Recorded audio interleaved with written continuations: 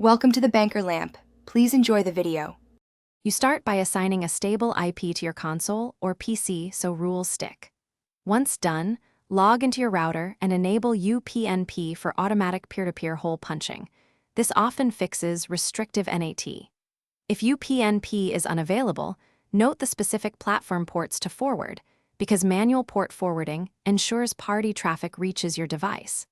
Make sure you have the device IP and router admin credentials visible, and pause here until you can access the router settings page. Now you'll create the forwarding rules. Locate the port forwarding section, add entries using the device IP, and select UDP or TCP exactly as the platform requires. Once you input start and end port ranges, save each rule. Incorrect protocols or IP mismatches are common causes of failure.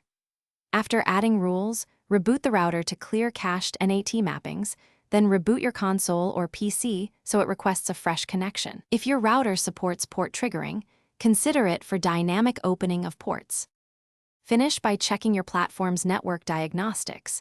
Verify NAT is open or improved.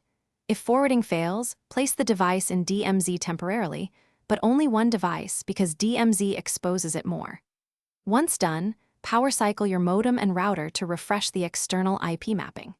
If party chat remains blocked, confirm with your ISP whether they use carrier-grade NAT, which prevents inbound ports, and call support if CNAT is present or request a public IP. One troubleshooting tip: test with another router or mobile hotspot to isolate the problem. Thanks for watching. If this was helpful, leave a like and consider subscribing. See you next time.